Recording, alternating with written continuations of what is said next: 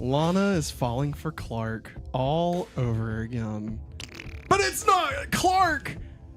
Only it's Bizarro! What? The mother trucker's supposed to have been dead. Yeah, well, Bizarro tracks down Brainiac so he can have Clark's life once and for all, Maggie. That's right, because this is Going Back to Smallville. Hello, everybody. I'm Matt. And I'm Maggie. And we are hopefully awesome. That's right, a positive place on the internet where we nerd out about all the geeky things we love. And today's geeky thing is somebody Smallville. That's right, everybody, because this is Going Back to Smallville, our weekly podcast where Maggie and I rewatch and recap every episode of Smallville, week by week, episode by episode. We are currently in season 7, and things are getting just a little more bizarre. Oh, God. Don't worry, I'm not gonna say that's the last time, but this probably won't even be the last episode that I do that, but Bizarro's done. Okay, I'm telling you that right off the rip. I'm dead? Yes. You're dead, dog. How? You died. Normally, only a little more bizarre. I gotta get the chat pulled up because That's all apparently good. it's not working correctly. Maggie, What's up, how are you DJ? today? How you doing, Mags? Well, if I'm being honest, I mean, you don't have to be too honest. I'm not going to be that honest, but like, I don't feel the best. Aw. So, if you're wondering why I look like Does that help you feel better? a little bit, Does it? Well, I know what'll make you feel better. so much sympathy. I know what'll make you feel better. What? Going Back to Smallville. Does that make you feel better? Yes, A little bit? a little bit. That Kryptonite gas helped. Oh, man. I could go for some kryptonite gas right about now. That always scares us. I forget we even have that one. I was going for that one. I know. And instead, I scared the shit out of me. Literally. It's the Undertaker. All right, everybody. Welcome to Going Back to Smallville. Special thanks to Basilius of Stupidonia for being our Patreon producer for the month. Thank you, sir. We greatly appreciate you. Jesus. Hey, Joanna. This is season 7, episode 10, Persona. They never see me coming. Yeah, I don't know Oracle the in chat song. says this was quite the strange, bizarre Persona episode. You get it? My sister says she misses you, Maggie. Aw, that's sweet. I guess I miss her. I don't know. I miss her too. Maggie doesn't miss no one because she's mean. Yeah. Heart just filled with hatred. Season 7, episode 10, Persona. Special thanks to Smallville.fandom.com for helping us curate the information for this episode. This is the 142nd episode of Smallville overall. Maggie, we're a mere 8 episodes away from The big one. The 5-0. 150. Do you expect it to be anything? No. I mean, I'll be I honest. I'll be honest. It is kind of a special episode. Not nearly in the same way that 150 was. Or I'm sorry, in the same way 100 was. Nor in the way that 200 is. 200 is a special episode. 200. 150 is good. Yeah. It's a good one. Yeah. Yeah. If it's the one I'm thinking of. Which I won't say much. I won't say anything. Okay. If it's the one I'm thinking of, then it's good. And I think it's that one. I'm pretty sure it's the one I'm thinking of. But yeah. How bizarre. How bizarre. This original air date for this episode was January 31st, 2008. The first episode of 2008. And the mid-season premiere. You see, Maggie, you're so 2008, and I'm so 3000 and late. How are you late? Is that what it is? Wait, I'm so 3008, you're so 2000 and late. Yeah. I was supposed to say, wait, how are you late? Let the beat rock. Everybody Wait, how's it go? Damn it. I heard it this morning. For some reason, it came on my Spotify. Probably because we've been talking about them. Let the beat rock. I'm so 2008. You so 2008. I got that boom, boom, boom. Let me hear that boom, boom, boom. Let me hear that boom, boom, boom. Boom, boom, boom. That boom, boom, boom. That boom, boom, boom. Do you know what that was the theme song for? What? G.I. Joe. Wow. Rise of Cobra. No, The one with Joseph Gordon-Levitt. Is that the one? Is that the one that the movie trailer, like, it was shown and it took like a year later? No, that was the second one. Wait. Yeah. That was the one with The You mean Rock. to tell me the G.I. Joe movie had a subtitle to it? G.I. Joe, Rise of Cobra. I do not remember that. That's the one we watched. To be clear, I don't remember. that was the one with Joseph Gordon-Levitt, where he becomes Cobra. And remember Christopher Eccleston is in it? We watched it. Dennis Quaid I remember. puts together the Joe. Yeah, I they were remember in the Dennis suits. They were in the suits.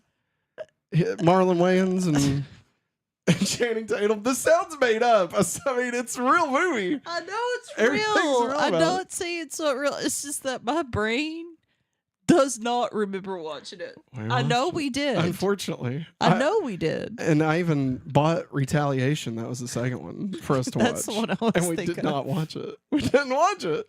Because you were, after the first, you're like, I'm done. Yeah, I'm not it's watching any awful. more of these. And Hot honestly, garbage. honestly, it's fair.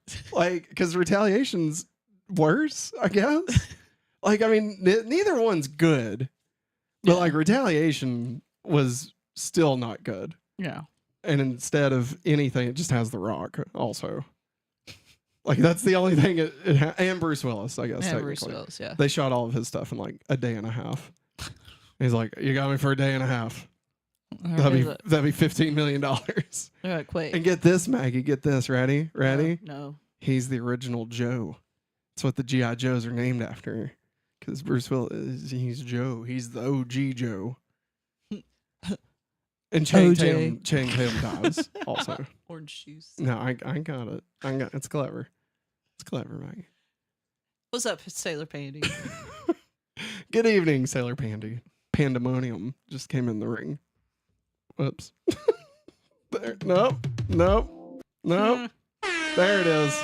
That's what I was going for. Sonar on you. Anyway, Maggie, this was first aired on January 31st, 2008, not 3000 and late. Written by Holly Henderson and Don Whitehead, whose previous episode includes season 7's Laura. Yeah. Oh, yeah. Directed by Todd Slavgen. Get this, may sound familiar. Todd Slavgen. Talked about Todd Slavgen before. However, this is Todd's first episode directing. Yeah. So previous episodes as a writer include the following: Season 2's Duplicity, Visage, Rush, Accelerate, Season 3's Extinction, Asylum, Velocity, Resurrection, Covenant, Season 4's Transference, Recruit, Commencement, Season 5's Arrival, Aqua, I'm a Barbie girl. Solitude, Hypnotic, Fragile, Sneeze, Season 6's Sneeze, Rage, nothing? Okay. Freak, and Phantom, and Season 7's Kara and Blue. I'm blue, diamond, money.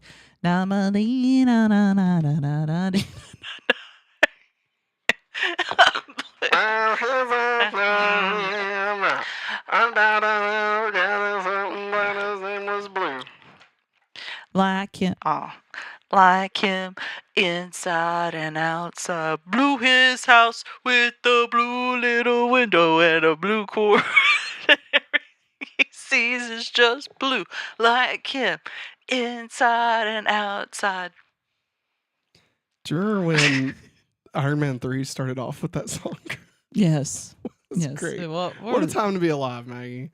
The synopsis is as follows. When Lana wakes up next to Clark, she has no idea she's living with Bizarro. Bizarro teams up with Brainiac in a deadly quest to stay in the light and eliminate the real Clark Kent for good. I want to be in the light as you are in the light. That's what Bizarro can't said. be. No, he can't be in the light. Yeah, but he wants to be in the light as you are in the light. He wants to shine like the stars in the heavens. Oh Lord, be my light and be my salvation. 'Cause all I want is to be in the light.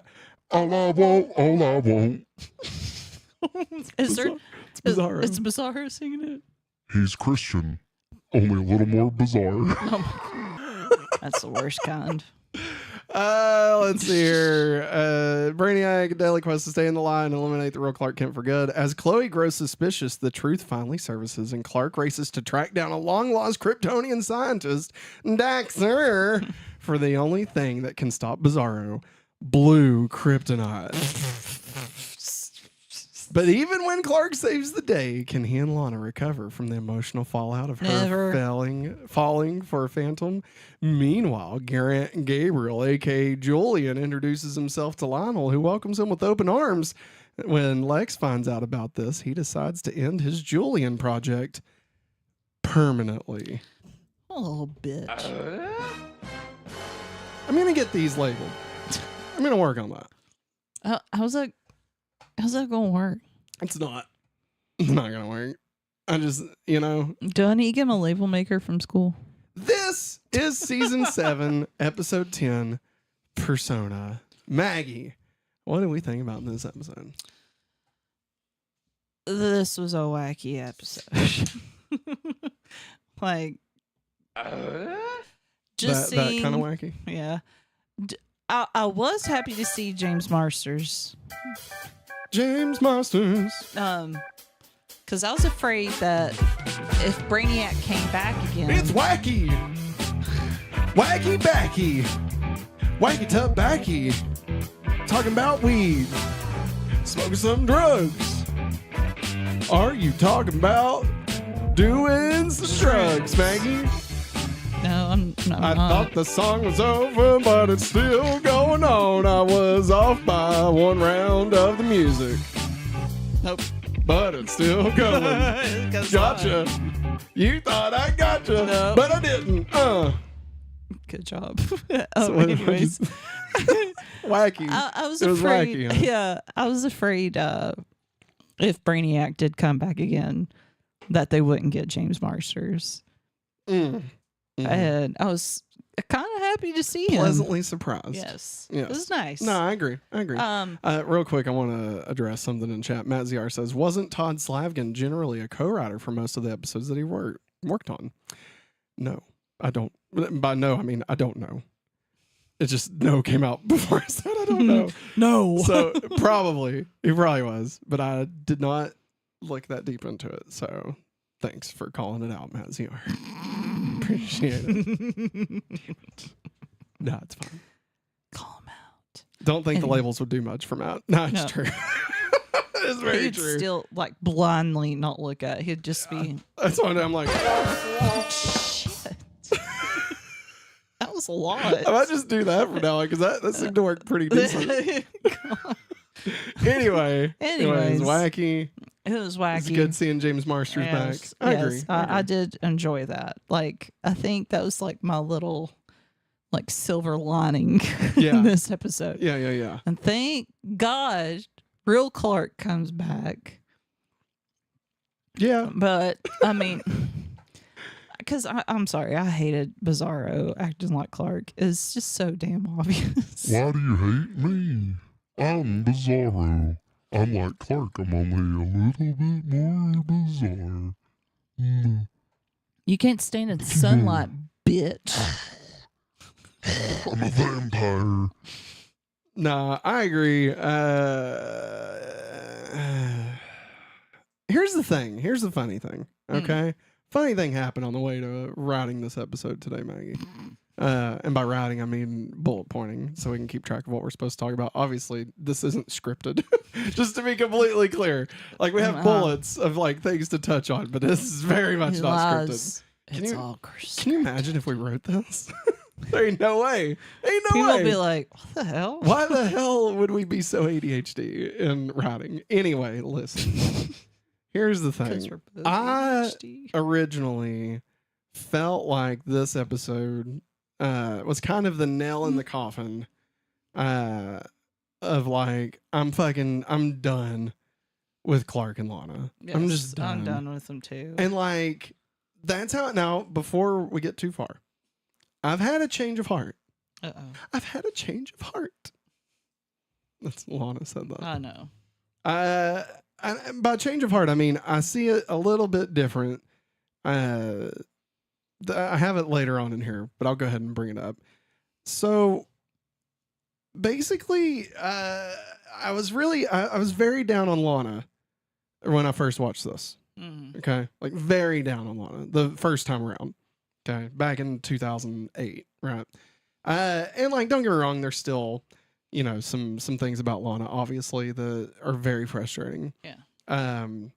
But, you know, this being, what, 13, 15, 17 years later, since this, my opinion has changed a bit. Yeah. And I feel like this episode has aged worse. I feel like the rest of the season, honestly, ages worse because of how this episode has aged.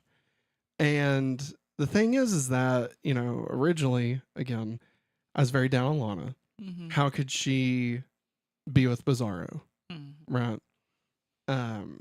How could she not know it was Clark? Yeah. But if we're really being honest with ourselves, okay, let's all get off our fucking high horses here. Okay?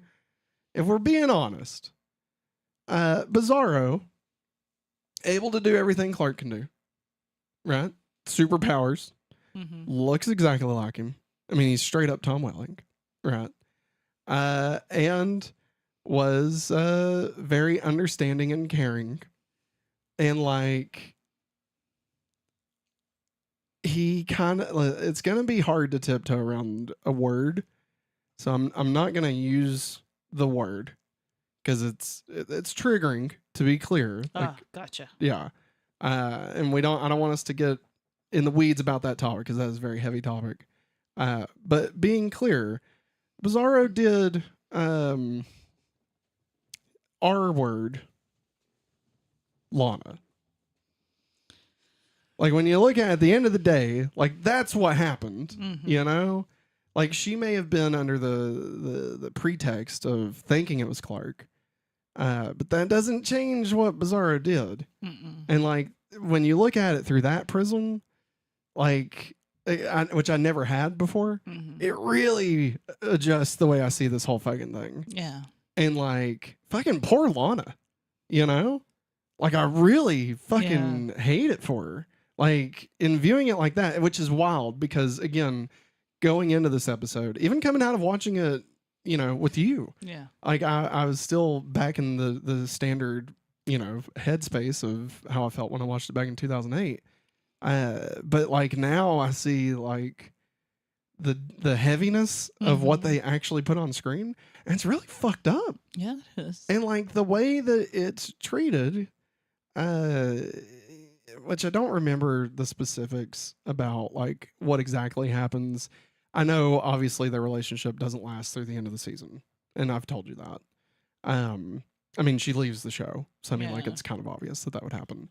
So I don't remember exactly, like, how much of it is played off because of this, or if they, you know, if this just kind of strains it, but then it's just like one more piece of like the overall crumbling of their relationship. I don't remember.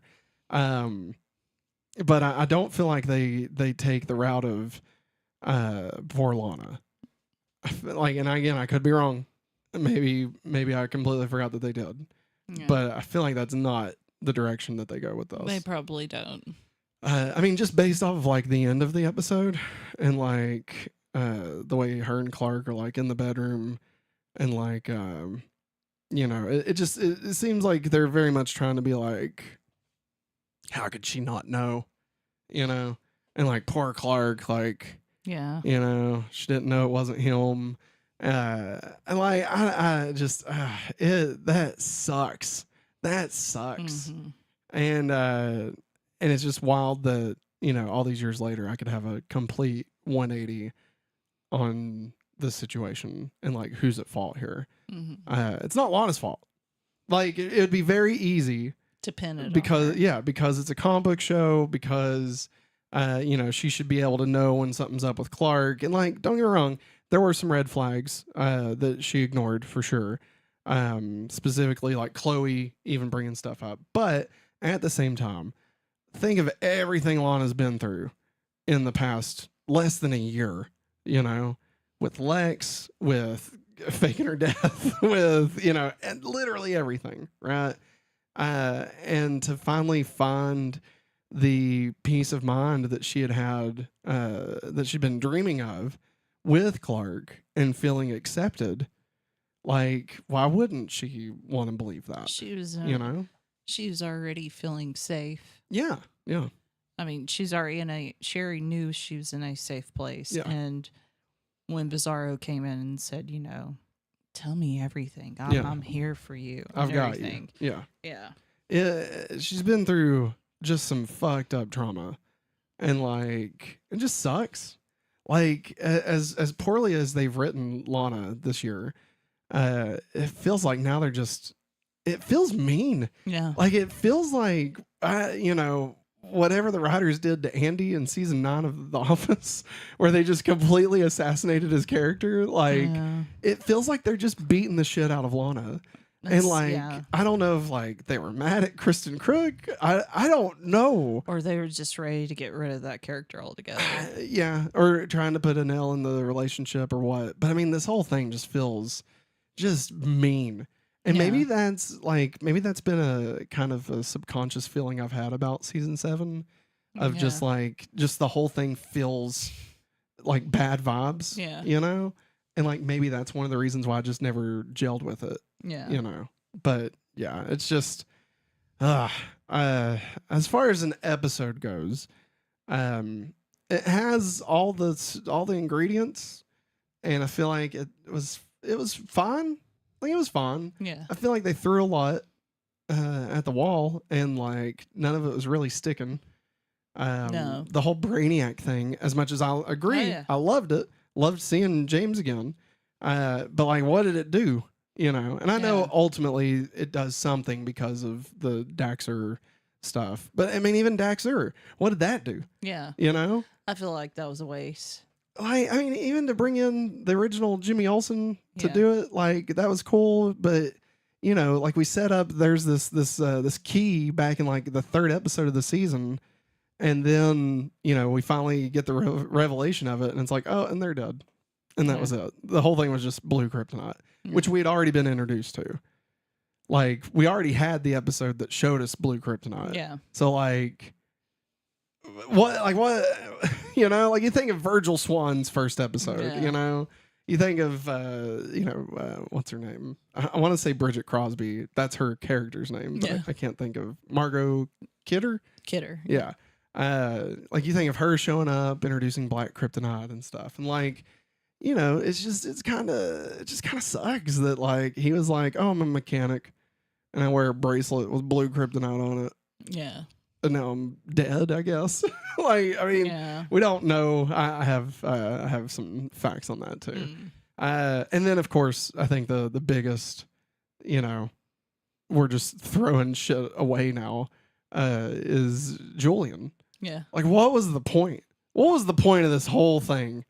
Just to have him die? Just to make Lex look even more like a villain. I guess. I mean, I feel like they didn't have a point. I feel like they wrote it and was like, we'll figure something out. Yeah. And then didn't. And then decided what the back half of the season was going to look like and realized that Julian wasn't a part of that. And so they were like, well, let's just kill him off. And it's like, what? Why? Why even bother? Why even bother doing this entire thing to just kill him so unceremoniously, Oh yeah. It just I agree. Know. It was a lot, and it just just another piece of why season 7 just it's kind of the worst season. Like the more we watch, the more I'm pretty content in it in saying that. Like each individual episode is not as bad as I remember. Yeah. But like when you take a step back and look at the picture as a whole, it's pretty all over the place. Yeah. I mean, we're what, halfway through this season at this point? And I mean, I know we've been lost in mid-seasons before of like what the fuck is the point of this season? But this is like we've not even seen Kara in like 2 episodes. No, and she's like what, listed as the second or third person in the credits? Yeah.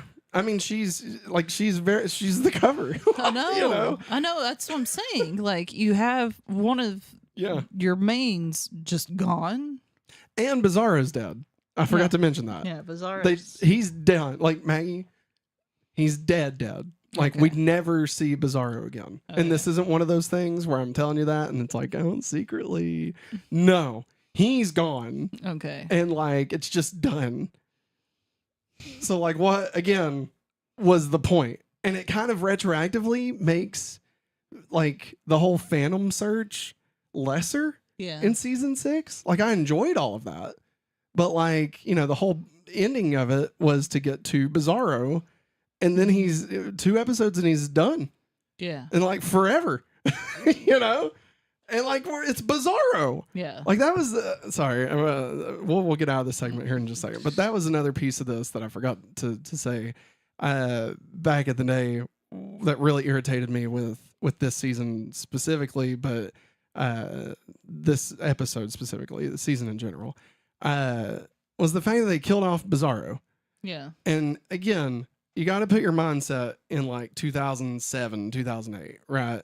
And like the creators of the show are unofficially trying to get this to vibe with like the Christopher Reeve movies, right?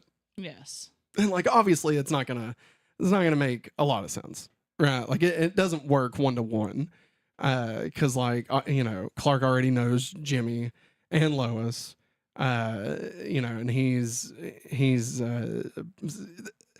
for all intents and purposes, you would imagine that what they would want before the series would end is for Clark to go to the fortress to learn shit, and then 10 years later he would come out as Superman, right? Like that. That's still kind of the vibe of what they're aiming for, right? And so to kill off Bizarro, at the very least, this was to be like the Batman Begins of Superman, right? Yeah. Like that's how they were treating it. And so to kill off such a big character in the lore of Superman after like a total of 4 appearances, it was just wild, you know, like pun very much not intended, but just a very bizarre choice. Okay. And I swear to God, I don't want credit for that pun. Okay. But like, just like, it'd be like killing Lex, you know, it'd be like killing Supergirl. Like what are we doing? Yeah. You know, like why? But of course, in you know today's present day thoughtfulness, we know that you know this is their interpretation of the lore, and like if in their version Superman, you know, Bizarro dies in year 1 of or year -1 of Superman or whatever you want to call this. Then like, okay, that's the way they're telling the story. It is what it is. But you know, just back then it felt very much like, you know, there's a Bible and like this is the Bible. But then they didn't. You know? It was like, what, why? Yeah. You know? Which luckily in season 8, I feel like they do a much better job of being like, hey, in season 8 and beyond, to be clear. They do a much better job of being like, hey, this is our version of Superman. Yeah. Like, this is what we're doing. And, like, if it matches up with a movie, cool. And if it doesn't, it's not supposed to. This is our run of the Superman comics, right? Whereas season 7 still felt like they were still attempting to lean into something that had been established as like a prequel. Kind of like how Batman Begins, had they not gotten a sequel, it could have technically worked as a prequel to the original 1989 Batman. Like there would have been a Yeah. lot of stuff that you would have Yeah. had to have worked through and fix and like just kind of caveat Yeah. away. But like ultimately, there's not so much to like, fight with the original Yeah. that like if they didn't get another shot, then well, this is just a prequel to it, just Yeah. telling that story. Yeah. I feel like that's kind of what Smallville was supposed to be until they ultimately were like, hey, we gotta stop fucking just letting this dude do absolutely fucking nothing for Yeah. 3 seasons when we gotta move this plot somewhere, Yeah. like we know he's not gonna be Superman, but fuck, he's gotta, I mean, like, he can't just still be fucking off at the farm and wearing flannel, like, for fuck's sakes. Like, we've done 150 episodes of this shit, and this motherfucker's still just hanging out at the farm, fixing tractors and shit. What the hell are we doing? Anyway, what we got here?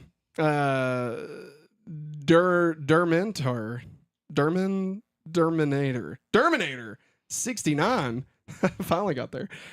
Says, sorry, just joined. What are we talking about? Hey, we're talking about Smallville. Smallville, baby. Season 7. Episode 10. Persona. And how terrible it is. Let's see here. I'm going to scroll back up in the chat really quick and get us caught up here. Let's see. Don't think the levels will do much for Matt. Maziar says, looked. Todd was generally the co-writer with not friends Darren Swimmer. I love that Maziar made the Yes. joke. That's great. Great job, Matt. I'd rather not remember the whole Lana stuff is shit. Yeah, I agree. Sailor Pandy says, yeah, definitely R word and some victim blaming happening in that arc for sure. Amongst fans, I mean. Maziar says, it's no secret that I hate Lana. Sailor Pandy, yeah, but she didn't deserve that. Totally agree. Dax-Ur is gone. Dax-Ur is gone. The next episode is good. Matt is going Bizarro. All those are Matt ZR. Matt ZR says, once we get the Superman countdown later on, I'll be reminding you about something for tomorrow, since Matt will probably forget due to how much he has Sailor to go says. through with this episode currently. Sailor says. very. Yeah, we got it. I mean, it still remind us. Remind us though. Yeah. Well, I think that's enough of that. Let's get into the first segment of the show. What is the second segment? War. What is it good for? What is it good for? Absolutely nothing. Say it again. Now, to be clear, I didn't have the revelation about Lana until like halfway through writing this. So I'm not sure. There may even be some tones that come across as blaming Lana. So I didn't go back through and like rewrite all the notes. Yeah. So just keep that in mind. We'll I could pre-read it. caveat as we need to. Speed read. Well, no, I'm just saying like we just I'll we'll speed read it. caveat as we need to. Damn it, Maggie. I'll speed read How it. Clark and Lana have progressed this week. In Lana's mind, her and Clark are closer than ever. Bizarro has been more open and loving with her than the real Clark ever was. Lana completely trusts this former Clark, even sharing her secret investigations with him. However, once the truth comes out that Lana's been living with Bizarro, not Clark, their relationship is thrown into turmoil. Lana is heartbroken and guilt-ridden for having fallen in love with an imposter, and the real Clark is left feeling more hurt and uncertain about Lana's feelings than ever. By episode's end, Clark and Lana are emotionally distant despite being back together, making their relationship more complicated than it's ever been. I mean, that's not inaccurate. No. It's just exhausting. Yeah. Well, just know we're on the downhill. Okay? And then it's done. So like, There's no snowball effect. what do you mean? Like, just more and more crap happening to Lana. and Oh, I mean, Clark I don't and know they about hit. that. I just mean like, we've had all these, we want them to get back together. They get together and then they go around, right? And then we're like, oh, we hate this, right? And we're just emotionally in a roller coaster with them, right? Yeah. Well, we're on the downward swing and then the ride's over. So like, there's no more ups and downs. I'll have to see Okay. it to believe it. I mean, Maggie, I will say this. It gets so much worse. You and Matt CR say the same thing all the time. How Lex and Lana have progressed this week? Well, they had no interaction. Good. How Clark and Lex have progressed this week? Again, no interaction. Good. How Jimmy, Chloe, and Kara have progressed this week? Well, No real interactions between them. However, some notes here. Kara is still missing, and neither she nor Jimmy appear in this episode. There's no follow-up yet to the kiss and revelations Chloe and Jimmy shared last week, since Jimmy isn't around. So again, they kissed. He knows. And now we don't know. We get nothing. I don't know. We get nothing. Nothing. All we get is, Chloe thinks that's not Clark. And that's it. Yeah. Just blah. Matt speaks an understatement regarding Lana, dude. It's awful. How Clark and Lois have progressed this week. Lois Lane does not appear in this episode. Boo! You Yeah. big fat phonies. Just Boo! awful. Boo! Like why? You don't go to the Kentucky Derby and leave your prized steed back in Kentucky. I don't remember what he said. Bones said it, and it was great. And then Spock was like, "Yes, but first you must break the horse in order to be able to ride it," or some bullshit. I don't know. All I'm saying is Spock's right. Lois is the best part of this show. Spock's right. No, he's not. Kill us both, Spock. No. Let's get into continuity. Carry on my wayward son. All right. Maggie, persona means, quote, the mask or facade presented to satisfy the demands of the situation or the environment and not representing the inner personality of the individual. The public. Persona. Oh, yeah. Sorry. Personality.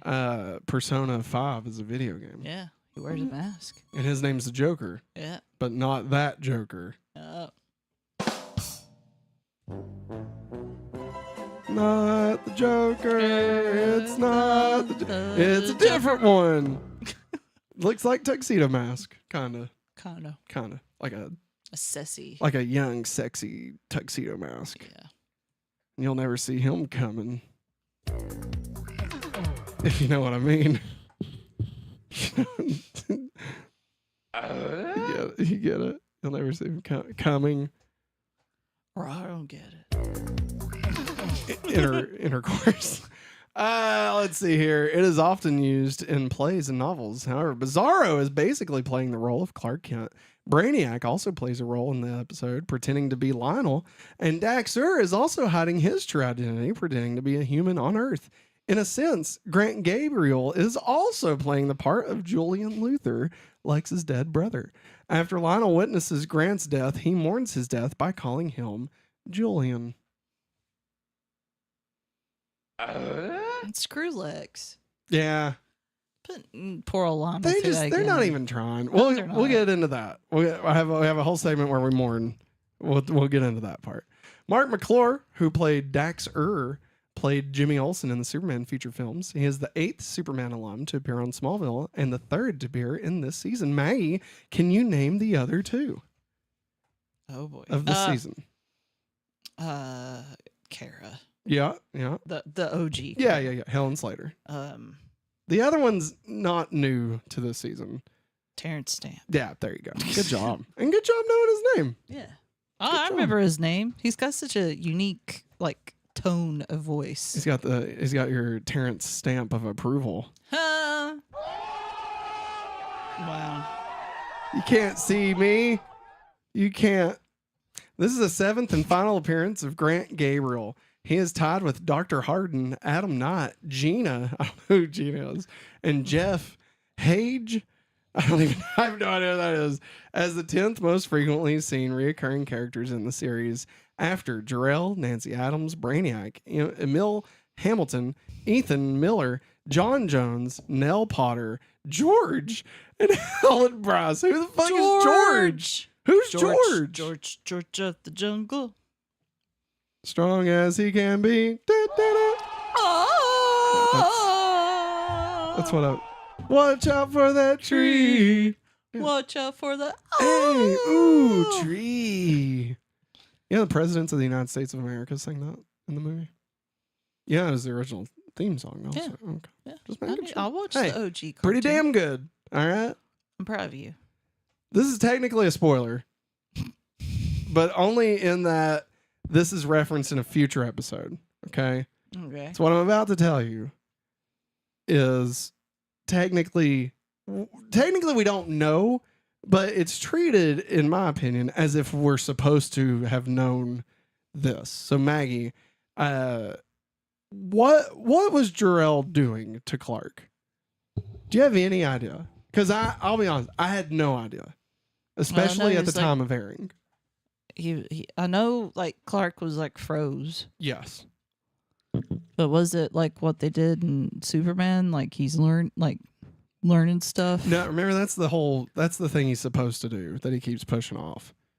Like he pushed it off in season 6 because he was supposed to find all the Phantoms. Yeah, He pushed it off in season 7 Phantoms. because of Kara. Yeah. And then so like that's not what it was. Oh, Here is what brainwashing. No. I mean, no. It's not. Like I would say it's almost and also he pushed it off in season 5 also because of Chloe. He had to leave, and if he didn't return to do his training before the sun went down, then he would lose his powers, which is why he didn't have powers. Yeah. But yeah. So anyway, that's they literally just keep stopping him from progressing in his story. That's all that they're doing with Clark in the show. Yes. So there is a deleted scene for this episode. Okay. Okay. That was apparently shot out of sequence. So I believe this is the one Matt ZR was referencing. Okay. Again, I don't really think it's a spoiler because it just clarifies what the hell Jor-El was doing. And later on, Trying to kill him. in like 10 episodes, they reference what he was doing. And I don't think it's a revelation. I'm pretty sure it's just remarked as if the audience knows already. Yeah. Could be wrong on that. So if this becomes a reveal later, oops. Oops. It's shot out of sequence as it shows a more detailed scene of what happened at the end of the Blue episode when Jor-El froze Clark and trapped him in the fortress. Jor-El had originally planned, I'm going to do a close-up on your face, Okay. had originally planned to keep Clark trapped in the fortress until all of his friends and family members died. What the hell? His rationale was that Clark would stop disobeying him if he no longer had any living friends, family, or Earth to care about. On Earth to care about. Jor-El released him from the fortress early so that he could stop the last Phantom, Bizarro. Golly, Jor-El's horrible. Isn't that fucked up? Jor-El's a bad dad. Like, here's the thing. I have many problems with the Jor-El AI in this show. Like, none of it makes any sense in the context of trying to get Clark to be Superman. Okay? Like, at no point, them saying he's ruler, apparently that was just like the way he phrased it was off or something. But like, freezing him until all of his family's dead? Like, that's fucked up. All because Jor-El got out, Which, I mean, fair. I mean, I guess he did almost, like, destroy the world or whatever. But, I mean, still, like, come on. Clark stopped him. He's just mad that Jor-El showed up Boning his wife. in person. Like, why can't I have a body, Clark? Yeah. Yeah. That's what But it is. He's jealous. It's pretty messed up, though. Yeah, it is. And, like, I don't know if I would ever trust Jor-El ever with anything. No, I would. I'm Like- sorry. If I was Clark, I'd be like, "Hey, Dad, I'm sorry. You stuck in the fortress by Like, yourself now, Dude, for real. There's so many things in this that, like, in this show that should make Clark never go back to that goddamn fortress. God, will he But ever learn? this No. is definitely the strongest. The one that's like, oh, I mean, I was gonna freeze you for like 100 years, but I guess we needed you to stop the Phantom. So, Yeah. sorry. He walked in here. He I did. mean, Actually, he doesn't even apologize. No, he doesn't. He doesn't. Like, Jor-El doesn't claim to be wrong. No. Like, he just. You need to go take care of the Phantom Yeah. now. It's fucked up. It's really fucked up. Kal-El. Jor-El is a load of shit. He's an ass. Yeah, but here's the thing, though. Here's the thing. This is Jor-El's computer program, but they don't do a good enough job of telling us that. No. Like, and nothing's happened. To be clear, Jor-El programmed this, right? But it's like if you ever use Chat GPT and it hallucinates something, like, and it's like, oh yeah, fucking JFK, the 95th president of Uganda or whatever, right? Like, and you're like, okay, you got a lot of things wrong just then. Yes. I feel like that's what's happening with Jor-El. I feel like he has like a base. The Jor-El AI has like a base of like Clark needs to do these things, safety, precautions, knowledge, all these things, right? But there's no like morality. It's like Jor-El fucking like, fuck, I forgot, and like, so we just get stuck with this fucking horrifying thing that's just gonna freeze him until his family dies. Yeah. Again, I did not even remember that this is what his plan was. Yeah. Okay. Like, this took me by surprise. I never knew that was the plan. Like, I remembered him freezing Clark, but I didn't know, like, what was he doing? I'm pretty sure I assumed what you did, which is that he was going through, like, trying to, like, train his mind or something, But no, he's just gonna time him out until everybody was dead. You're in timeout. Like, No. what the hell, man? Anyway. What would have happened? Would he have let him go if, like, the Earth was, like, being destroyed by something? I mean, I assume Jor-El assumes that nothing bad's going to happen because Clark is usually the reason why the big bad things happen. Like, there's little bad things that happen, but, like, the majority, and I don't agree with this, but, like, in Jor-El's eyes, like, Zod was only released because of Clark. Yeah. The Bizarro was only released because of Clark. Zor-El was only released because of Clark. Like, you know what I mean? So, like, and I guess he knows Martian Manhunter is still out there somewhere. And so, like, which is, never mind. I almost said a spoiler. Never mind. Up to this episode, Clark and Lana have only had sex twice, once in season 5 episode Mortal and once in season 7 episode Wrath. Both of these times happened because Lana wasn't in danger of getting hurt, as Clark had no powers in Mortal and Lana had powers in Wrath. Lana knew this, and yet she didn't catch the first red flag that occurred when she and Bizarro Clark started having sex.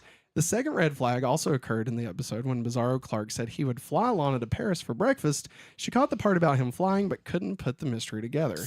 Again, this is like taken verbatim from the Smallville.fam, so I disagree with this. Okay. I'm just using this for context. Pointing the fact that Lana did not know about Bizarro before this episode, she didn't know Bizarro existed, first off. Yeah. She never knew. Chloe knew, but Lana didn't know Bizarro was even a thing.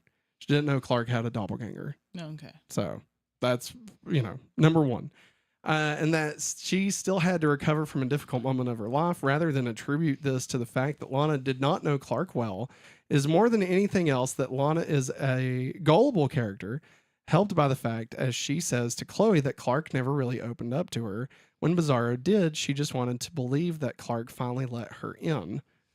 Again, I think it's to say she's just gullible, I feel like is not fair. That's I disagree with that. She was. What like the fuck would any of us do? Well, like I said, her mental state, it's a mess, but whenever her and Clark, finally, somewhat had worked out stuff somewhat okay before this. Yeah. She felt safe. Yeah. She felt safe in the house. She felt safe being with him. So, yeah, I don't blame her one bit for thinking, oh, man, Clark is finally with me. He's listening to Why me. would she think anything else? Yeah. And to be clear, like, let's even give it one more wrinkle in this comic book world that we live in, okay? Anytime Clark has acted weird, he's still been Clark. Yeah. It may have been red kryptonite, like the time he kidnapped her from her wedding dinner, right? Yeah. It may have been silver kryptonite when he was like paranoid. Yeah, paranoid, shit. yeah. Or God. when he I mean technically I guess when he switched bodies with Lionel, like, and threatened to get Jason fired or whatever back in season 4. Like, I guess technically that wasn't still Clark. Yeah. Which I don't even know if she's even aware that wasn't actually Clark during that. I don't know if they've ever cleared that up or not. But like anytime Clark has been different, it's still been Clark. So why would she think him being different now in a positive way? Like, I mean, even if he had gotten like yellow kryptonite or something and it made him more understanding, like she might have been happy about it. Like, you know what I mean? Yeah. So like I think it's just completely misses the mark to blame Lana for any of this, and which is wild for me because I've hated Lana. I've had such a negative feelings for Lana, and I think the biggest surprise for me in our rewatch is the fact that I actually have a like very different Outlook. Yeah, like I mean, I still think there's a lot of terrible things that they've done with her character, but I don't blame Lana. I blame poor writing more than anything. Oh yes, you know? definitely. For sure. Bizarro is able to successfully have sex with Lana without injuring her, a feat Clark had never attempted while fully powered out of fear. This hints that Clark may be capable of having sex without inflicting harm to his partner. In regard to Lana having sex with Bizarro, it should be noted that as Lana slept with Bizarro under the belief that he was Clark Kent, her boyfriend, the situation could then be classified as the R word by deception. It is defined as a sexual situation where the agreement of the victim, in this case Lana, has been obtained by the perpetrator, in this case Bizarro, through deception. So again, we've kind of already touched on that, but just to be clear, that's assault. Yes. And I'm glad she killed him. Yeah. Honestly, I'm even more glad that she killed him. Yes. Like, I don't know. I feel like maybe that scene could have even been written better. Yeah. You know? And I feel like Clark could have been written better. Yeah. I feel like the writers just, I don't know, and not the specific writer, but like the room, the showrunners and stuff. I feel like they just really missed the mark, because I feel like even Superman would be understanding in that and like be there for her. Yeah. Like he's not so full of himself to think only about himself and not, hey, my fucking wife, love of my life just got assaulted and I'm gonna sit here and fucking pout about it. Yeah. Like fuck that. Superman wouldn't do that. Yeah, this is starting to piss me off. The more I think about it, I'm just, season 7 fucking sucks ass. The theme of Bizarro taking Clark's place is a lot like the story of Martin Guerriere, a 16th century man whose place was taken by a man who looked like him and who ended up living with Guerriere's wife for 3 years. Guerriere was referenced by Chloe in season 2's episode Visage. Yeah, that was a long walk to get to that reference for you. When Bizarro tells Brainiac that Clark is back, Brainiac remarks that the prodigal son of Krypton has returned. Lex says something similar about Lucas Luthor in the episode Prodigal. Remember Lucas Luthor? Yeah. Captain James T. Kirk from Strange New Worlds? Yeah. Chloe mentions the time when Clark and Kara found the shield together, which was during the Miss Sweetcorn pageant in the episode Fierce. Miss Sweetcorn. Jesus. This is the first appearance of Brainiac in his human form since the season 5 finale, Vessel. Jor-El was last heard in the episode Blue. Grant sarcastically asks Lex, how many times have you been married now? This is a reference to the many previous marriages Lex has had, including Desiree Adkins in the episode Heat. Desiree Adkins. So hot in here. So hot in here. Remember it plays that. It's a hot one. Remember it plays that. It plays that song in that episode. It does. A little bit, and a little bit. Oh, yeah. Yeah, it does. It's a lot. I love the girls laughing at the boys. That still makes me laugh. Let's see here. Helen in the episode Exodus and Lana in the episode Promise. The longest of which lasted only a few months, all ended poorly. When Grant and Lionel are talking about paternity, Lionel says that he's, quote, dealt with nuisances.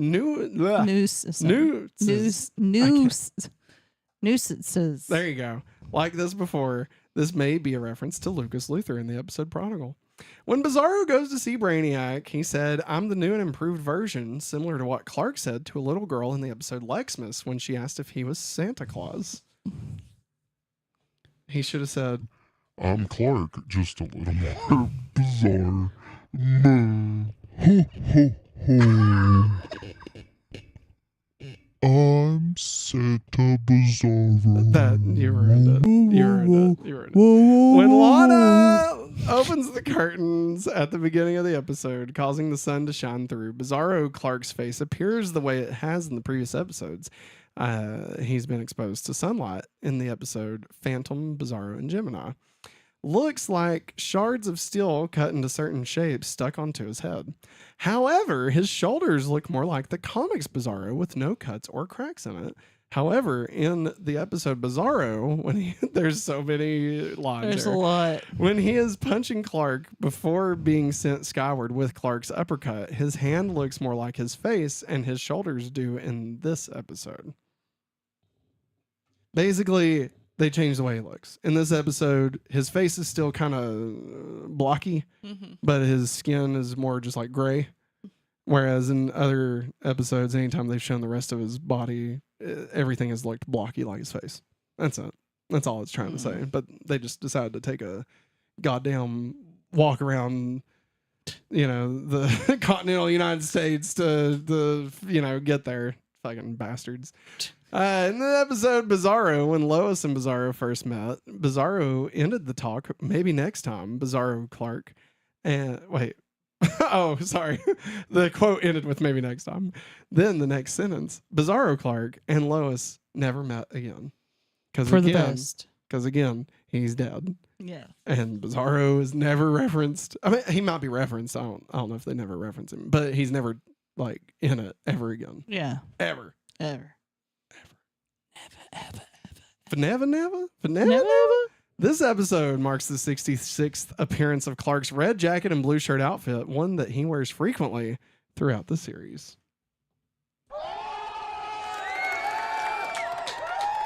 Let's go.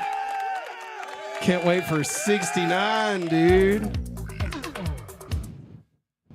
69!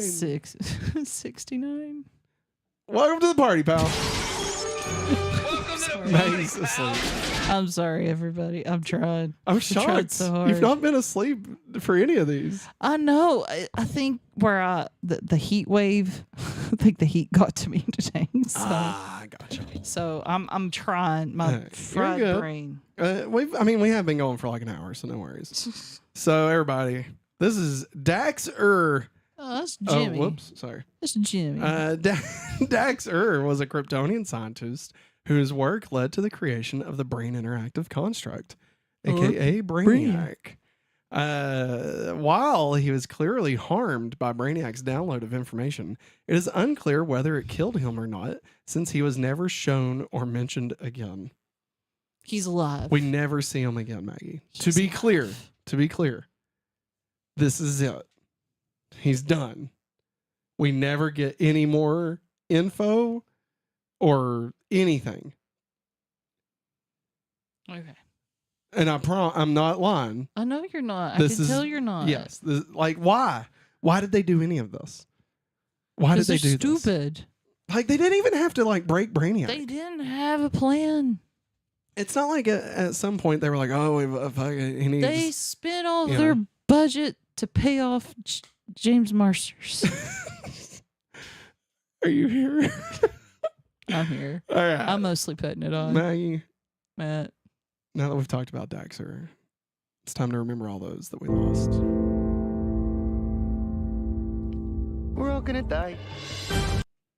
Grant Gabriel, a.k.a. Julian Luther. Bizarro, a.k.a. Bizarro.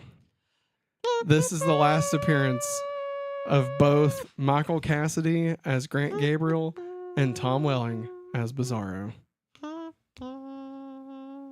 Why bother bringing Julian into this? Why bother?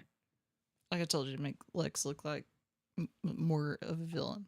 I guess. But I will say, super annoying that they just have Lex just kill him off. Yeah. Because I guess he's worried about Lionel liking him more. They really, oh man, I don't blame Michael Rosenbaum for being like, I'm out, I'm done. Popped in to say, I love you all. Have a good night. Hey, thanks, Akari. Have a good one. We'll see you tomorrow night. I almost said tonight. For Sailor Moon. Tonight, I'm gonna have myself a real good time. But no, I don't blame Michael Rosenbaum for wanting to leave. No. I mean, look at what they've given him. They've given him nothing. Nothing. They made him a shit for being with Lana. Yeah. Then they made him clone Julian and then kill him twice Yeah. because he killed him in the last episode also. Yeah. And it's like, what's the point? What are we even doing? And then Maggie, none of this even matters, to be clear. I mean, I guess technically in the future, some of this matters. Yeah. But it's more like the showrunners using things from the past to make it better, Yeah. as opposed to like having a plan that they were setting up. But like the way Lex's story ends in this season, like nothing to do with any of this. All right. Wow. It's God, I can't believe how close we are to this huge plot point that is like whenever I think about season 7, it's what I think about and how much I dislike it. Okay. And the fact that it's so massive and hasn't even started yet is insane. It's insane. It's got to be coming soon. It's got to be in the next like 1 or 2 episodes. It has to. It could start in the next episode, maybe. Like there's reasons that it could start in the next episode, but I just don't remember if it actually does or not. But yeah. The whole Grant stuff is so stupid, especially with Lex ending him, since the comic counterpart would use pawns to terminate them. Yeah. Yeah. Like, what was the point? Matt ZR also had a point above. It's the reason why Matt hates this season. It's true. This season sucks because of it. Brainiac was also released due to Clark, since he was slow with the stones. So that's all that. Talking about all the things that's Clark's fault. Mm-hmm. At least the way Jarrell sees it, and which I mean is true. Most of like, there's a lot of things Clark blames himself for that's not his fault. Yeah. These things they're actually his fault. They're his like, fault. let's be honest. Now let's get into the freak of the week. Major funky. I feel like that got really slow when it did that. All right, everybody. Freak of the week this week is Bizarro and Brainiac. Yay, Brainiac. But like weird rat eating Brainiac, not good Brainiac. Oh no. He's like, remember in that season 2 episode of Buffy when it showed Angel before he got cleaned up and was like, and went to move to Sunnydale I guess he went to LA to check on Buffy. Mm-hmm. And like, he's like eating rats and shit. And what was his name? Whistler? Is that his name? Was like, hey man, you gotta fucking stop sucking because you suck, dude. Like, I feel like that's who James Marster says in this episode. Not Whistler, to be clear. I'm talking about Angel. I'm talking about sad, pathetic Angel that was spying on Buffy in LA. Yeah. I mean, look at him. He's basically that, you know? And like, they make him look all like, you know, peaked, you know? Doesn't have any kind of color to him. Nope. Like, I don't know. It's just so fucking stupid. I hate the way they handled this. Like, I love having James Marsters back. And thank God, Maggie, I'll go ahead and tell you. Yeah. Not the last time we see James Marsters as Brainiac. Okay. Okay. I'll go ahead and give you that. Okay. So that it's not in your head as like, you know, well, fuck. Yeah, this is the last time. Now, he's not in it a lot. He's in it at least one more time that I know of as Brainiac. So, there you go.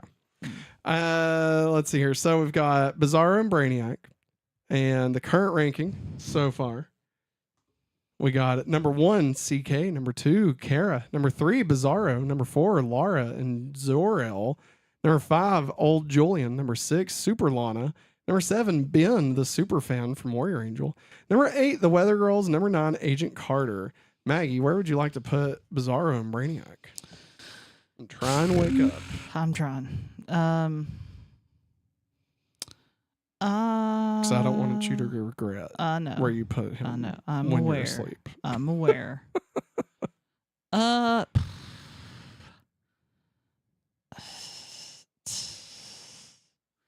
want to say below Kara's mom. Laura? Yeah. It's Clark's mom. Yeah. My bad. It's okay. I can. Clark's mom.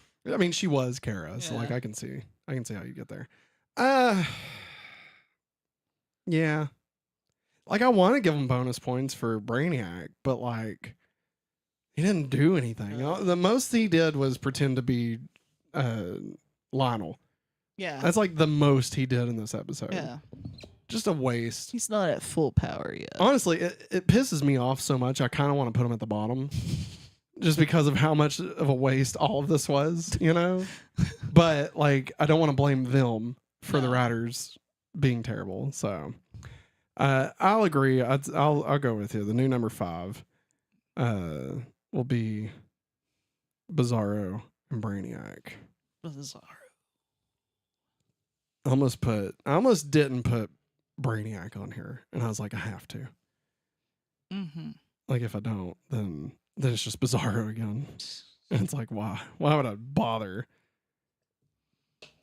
All right, Maggie. Yo. New ranking: number 1, CK; number 2, Kara; number 3, Bizarro; number 4, Lara and Zor-El; number 5, Brainiac and Bizarro; number 6, Old Julian; number 7, Super Lana; number 8, Ben, the super fan from Warrior Angel; number 9, the Weather Girls; number 10, Agent Carter. It's only going to get worse, and I'm not confident that number 1 at the end of the season won't be Dean Cain, and that's sad. Yeah. I know who will be last. Agent's so good. I know who's going to be last. Agent Carter. No, it's someone we've not seen yet. Oh. But they will be the last. And I have a feeling they might be the worst of the entire series. Okay? Worse than Bug Boy. Worse than fucking what was his name? Brandon. What was his name? Byron. Yeah. Yeah, Byron. Worse than all of them. All right. Go to Hot Topic. I'm telling you, there's one that's awful, and I will of all of season 7. Okay, of all the shit that I hate about season 7, there's one shit that rises above it all. It is the absolute fucking worst. Okay. It's the reason I almost stopped watching the series. Okay. I can't wait to get to it. We might have to do a watch along. Yeah. We might have to do a watch along of that episode because it's the fucking worst episode. I hate it. Maggie. You hate it? I hate it so Matt much. hates it. All right. Anyway, Matt finally remembered Byron without the Oracle's help. Byron. Come on, Byron. All right, let's get into Traitor. Traitor!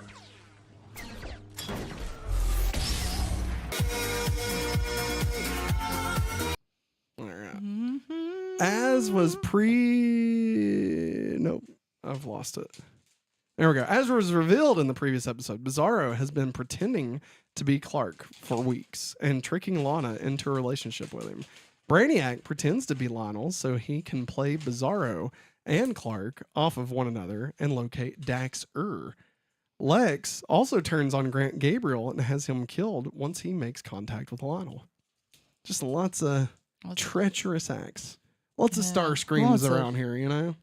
Hey, he's the real queen. He is risen. He's the real queen. Who's Starscream? Yeah. Remember when he came back in Beast Wars? Yes, man. That was nuts. That was the best. Like, the more I think about that, the more I love that they did that. Yeah. They didn't have to, No, they didn't. but they did. Waspinator didn't have to be the Oh my spirit of god! Starscream. Even better.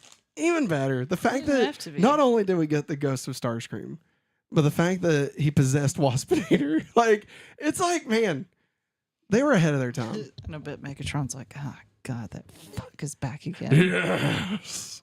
Anyway, now it's time for Puberty, but with superpowers. Yep. Big change. Bingo. Ah, good job. You remembered. Clark's abilities this episode: he uses superhuman strength, super speed, and super hearing. Bizarro uses the following abilities: superhuman strength, super speed, super hearing, and kryptonite absorption. Mm-hmm. Specifically blue kryptonite absorption, which makes him go like and blows up. I will say the freeze frame of Bizarro like looks a lot like the not Brainiac lady from Superman 3. Like after she's put in the computer and like her whole face, you know, very similar. Yeah. Very similar. And it just surprised me. Like I was making it for the thumbnail and I was like, oh yeah, that kind of looks like that. Yeah. It's just weird. Brainiac has the following abilities in this episode: superhuman strength, shape shifting, regeneration, subatomic vision, telekinesis, super intelligence, mineral absorption, and information absorption. Maggie, I think it's all up in there. It's like,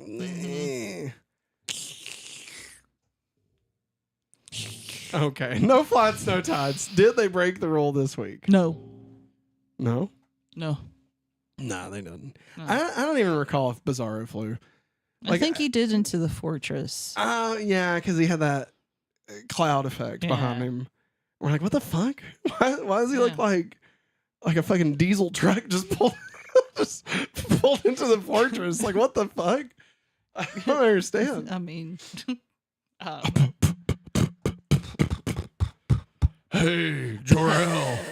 Hey, Dad. can you give me do you know where truck? Kara is? Fuck.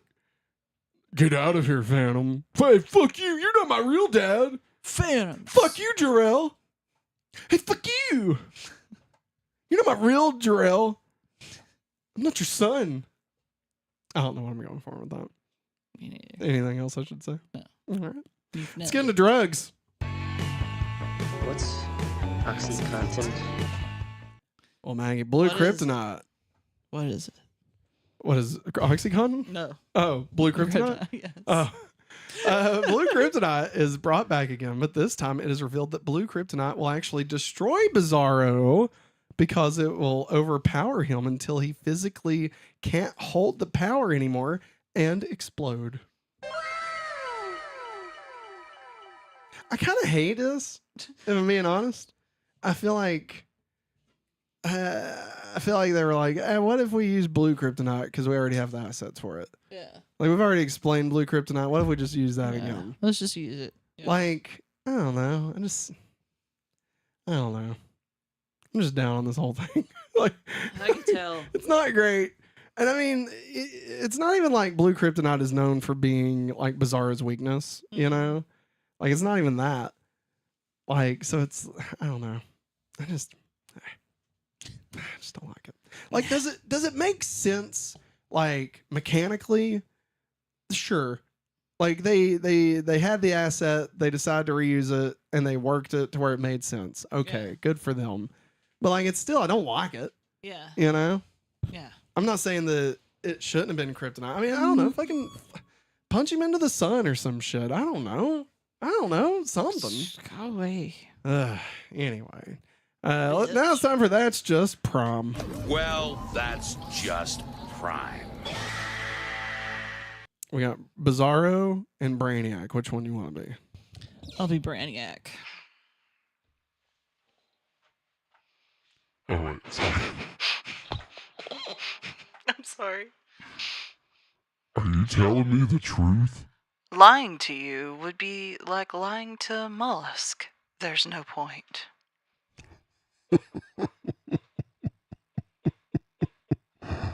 I'll fucking kill you.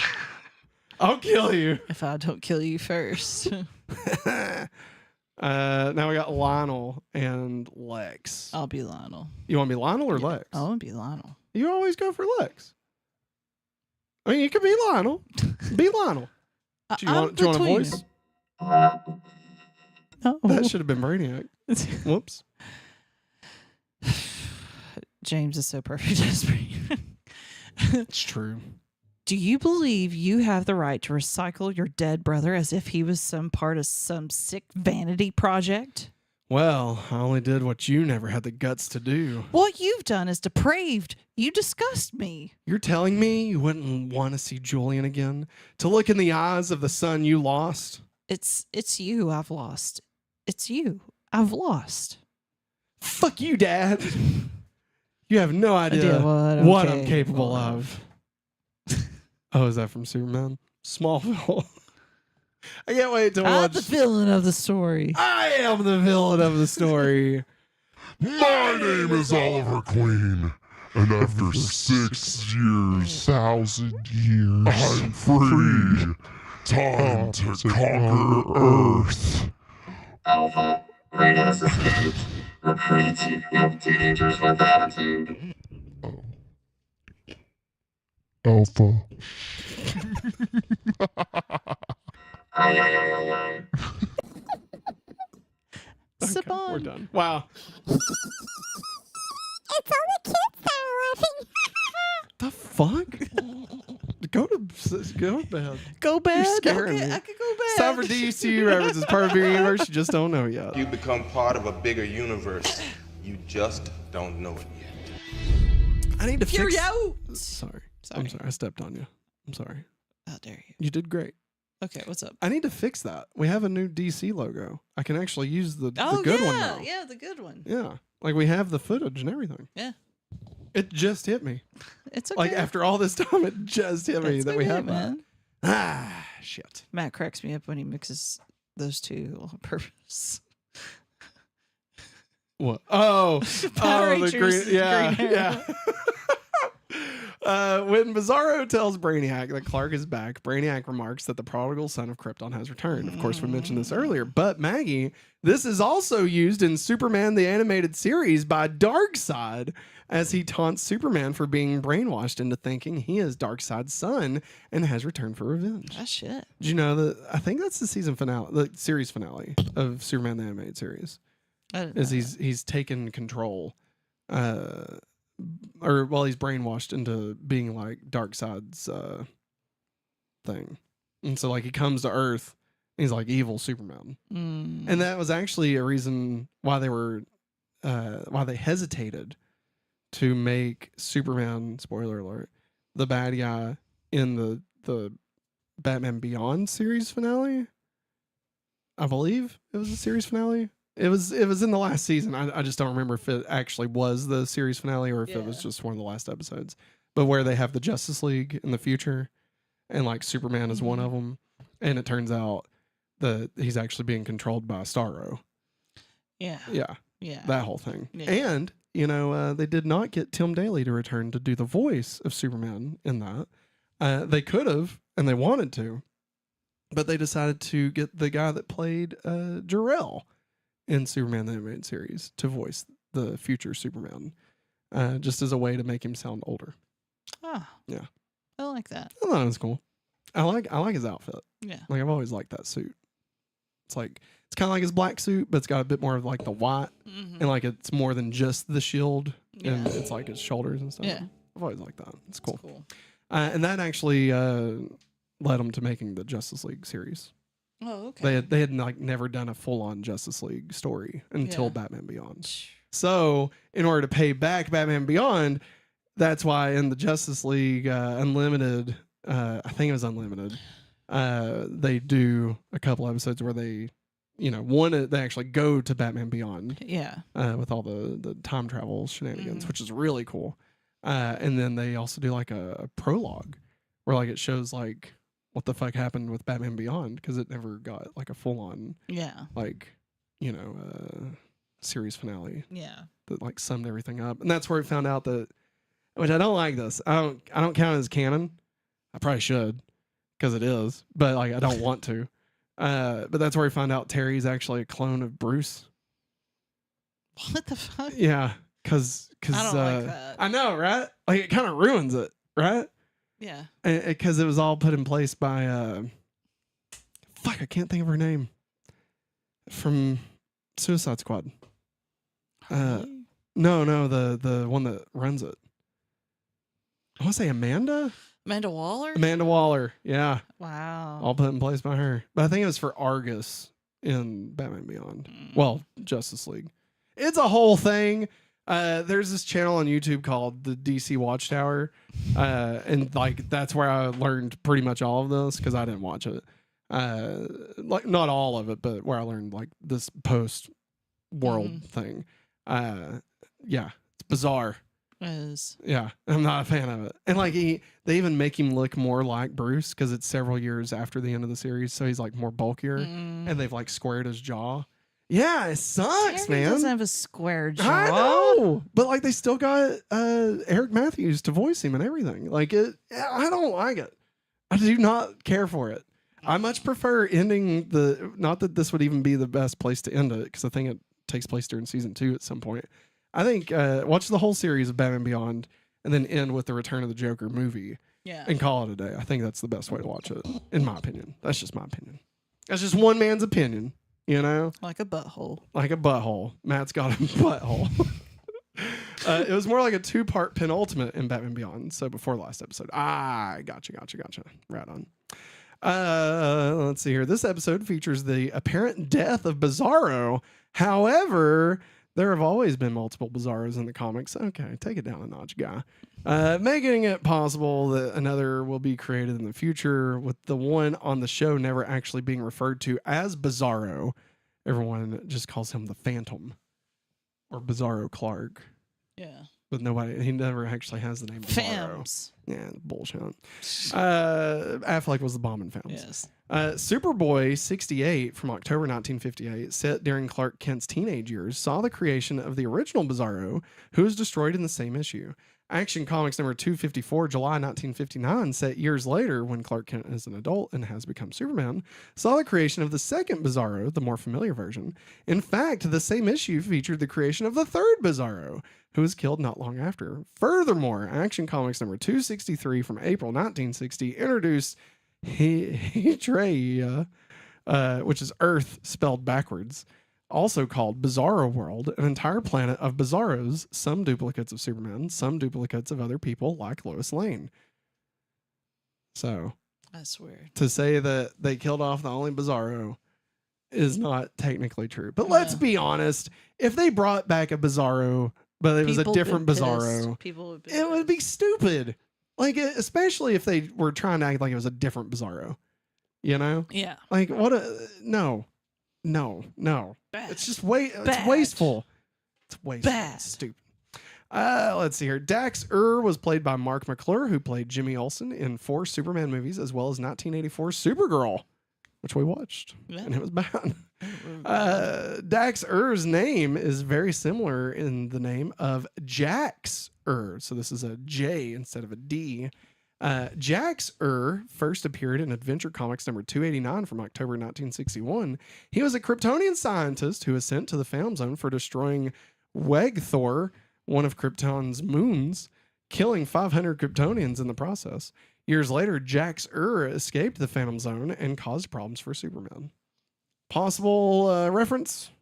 He's definitely not supposed to be Jax-Ur, but yeah. I mean, I guess it makes sense that he's a reference, I guess, because like if he did make Brainiac, and Brainiac is the cause of like lots of deaths and stuff, then kind of in a roundabout way, it's very similar. But I guess they just decided to make him Dax-Ur so they didn't have to, you know. I didn't put this in there. I should have, but I forgot until this very moment. The Batman theme played a lot during this episode. Yeah, it did. It was weird. It's very weird. It's kind of like that. Very weird. One time we saw it use footage from one of the Batman movies. Batman Begins. Yeah. Yeah, it was the...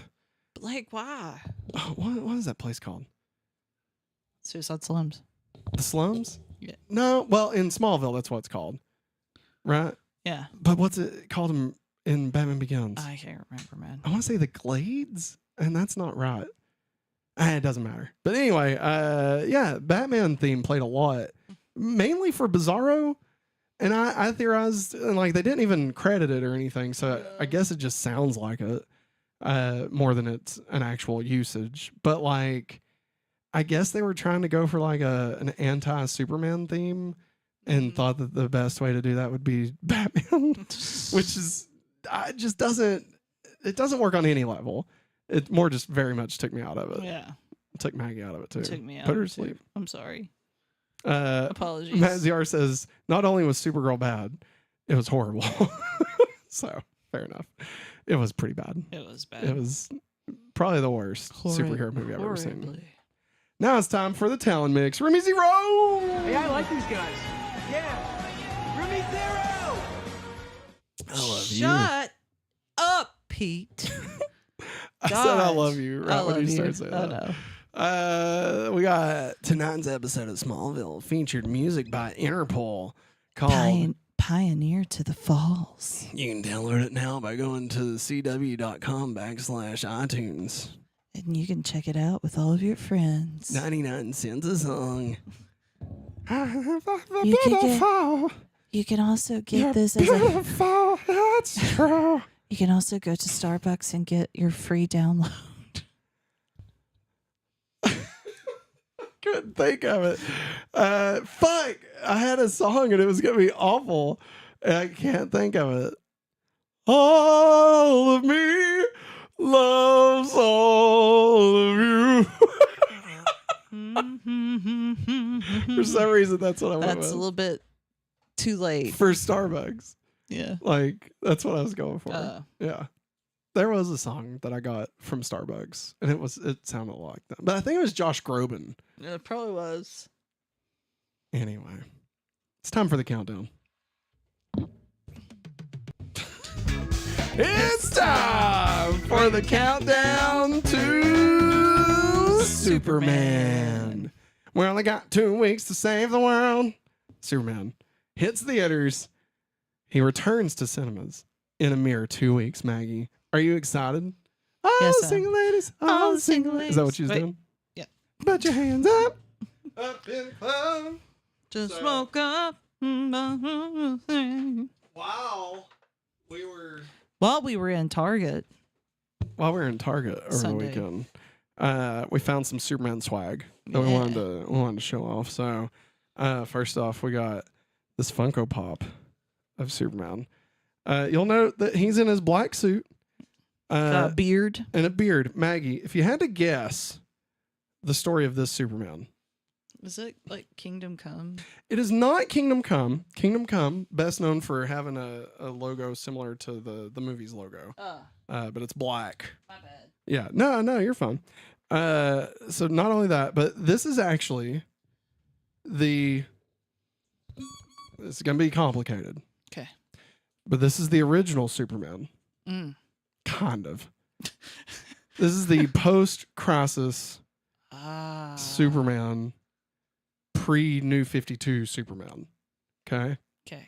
His life continued on. Okay? Gotcha. Because they had this comic storyline called Convergence, where basically this was post Flash Rebirth.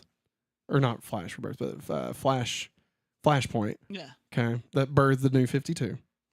They had done away with much of the multiverse. There was some of it, but like pretty much they rebooted the entire universe. Okay. So like all the characters we knew, the 90s Superman that died and all that, gone. Like none of that existed, right? But then it turned out, they actually did. And each time, like era of comics was its own pocket universe. Yeah. Okay. So again, not a part of the multiverse. But so the 90s Superman, who was Superman up until the New 52, his life continued in this universe. He married Lois, and they had a son, which was John. Yes. And so after they did Convergence, this Superman took over. So the Superman we have now is this Superman. That's cool. Yeah.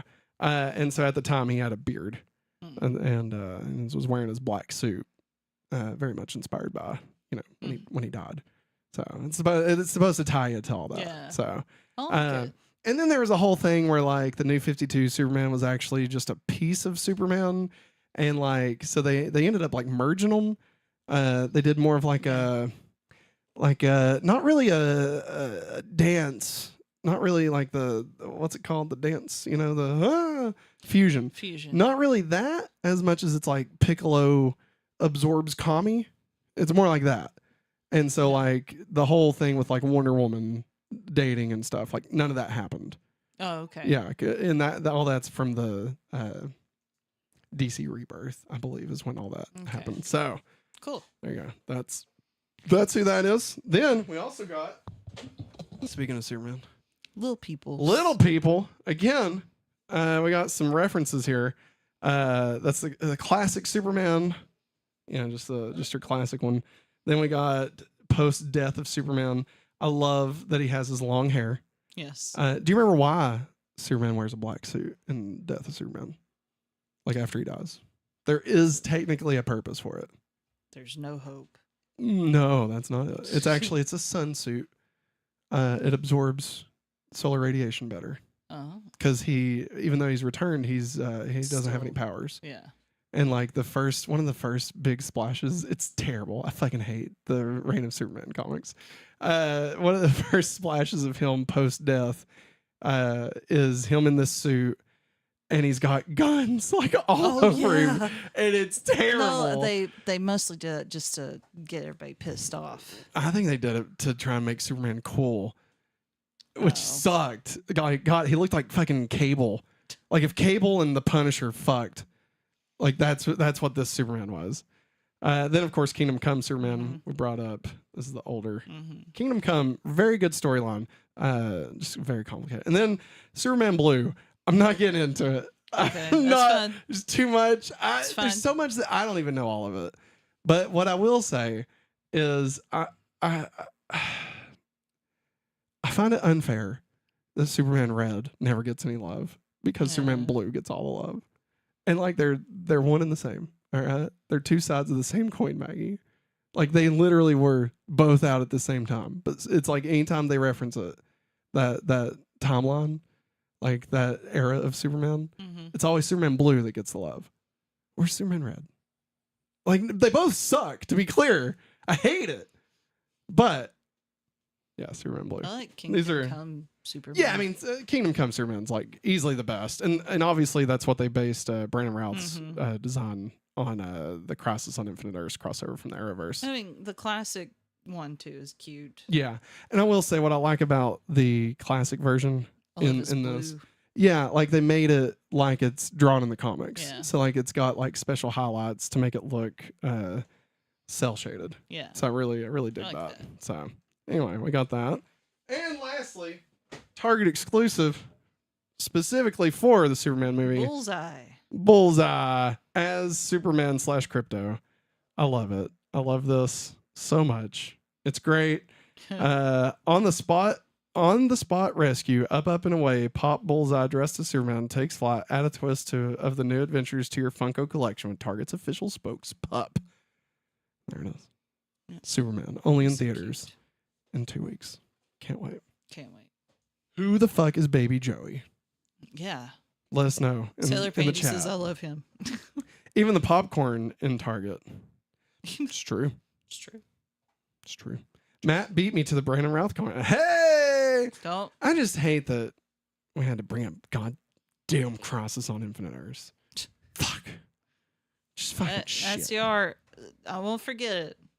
No forgetting the Sailor Says video tomorrow. I won't forget. Maggie's got you. Because I'm half I will asleep. forget. I will forget.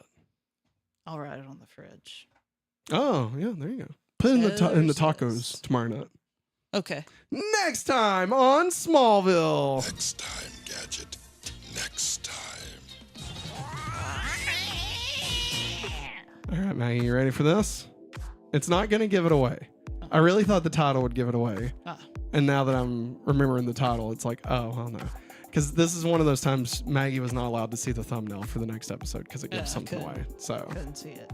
Name of the episode: Season 7, Episode 11, Siren. Not like woo. It's like what they said mermaids were. Yes. They sing and they lure you to your death. Okay. I mean, you started off close, but you definitely moved further away. But you were in the right area for what this implies. Okay. It is something that I'll say this. It doesn't sing? I wouldn't say singing. Okay. I mean, but your vocal is in the right vein. Okay. And I'm going to say this, okay? I mean, I could just give it away. Because, I mean, they advertised it. I'll give you a large enough hint that you'll probably figure it out. How about that? Probably not with the way my brain is. Okay, shoot. It does involve a character that exists in the comics. Black Canary? Wow. I wonder if that means anybody else could. Arrow? No. No. He was in the thumbnail, so that's why I couldn't. Yeah, you son of a bitch. I know. Just Hartley's back. That's why Matsiar says this is a good episode. He's back. One episode. episode. Just one. And it sucks. Like, it's So a good episode. It's a good episode. So is it? I always say her name wrong. Diana. Yes. I believe Matt Ziar, you correct me if you want to. I believe it's supposed to be that. Black Canary. Yeah. Yeah. Cool. And now they well, I'm not gonna get into Yep. He says yep. Okay. Yeah, I'm not gonna get Okay, into you don't have to. the deeds. We'll talk about more of that in Diana the Prince, next yeah. episode. But yeah. No, not Diana Prince. DJ. Is it Diana Prince? No, that Diana was Prince Wonder is Wonder Woman's name. Yeah, it's Wonder Woman. Sarah. Fuck, because I can remember them on Arrow, and I'm totally blanking. Because her name was Lance. Donna Lance. Ah. Yeah, because it was Laurel Lance. Because they called her Laurel. Her middle name was Donna. Or Donna Laurel Lance or something. It's some bullshit. Like yeah. And then her sister, Sarah, was the actual... Arrow actually had some really cool things that they did. Where, like, every character was basically the second... Oh, she liked you, and I didn't get it. I'm sorry. Hi. Give me a kiss. Oh, Lucy. She's been doing good. Makes us happy. Yes. But like every character is basically like the second version of the character. Like the first time we see like the Green Arrow persona, it's a different character. It's not Oliver Queen. Yeah. And like the first time we see, technically it's not the first, because we see Green Arrow, but then it's in the flashback that we see the guy that inspired the Green Arrow, and he's wearing a green hood and he has a bow and arrow. And so like, yeah, no. And like, so Sarah is the first Black Canary, which inspires Laurel. Yeah. Laura? Lauren? Yanny Lance. Black Canary. We're done. All right. Thanks for watching. We'll see you tomorrow for whatever we're doing. Sailor Moon. I almost said Smallville. Yeah. Don't let the heat hit you where the good Lord split you. Yes. Thanks for watching. And as always, hopefully awesome day. Technically Donna Laurel Lance, but she was called Laurel Lance in Arrow. That's why we call him the Oracle. Upgrades. Yanny. Thanks for watching. And as always, Hopefully awesome day. bye.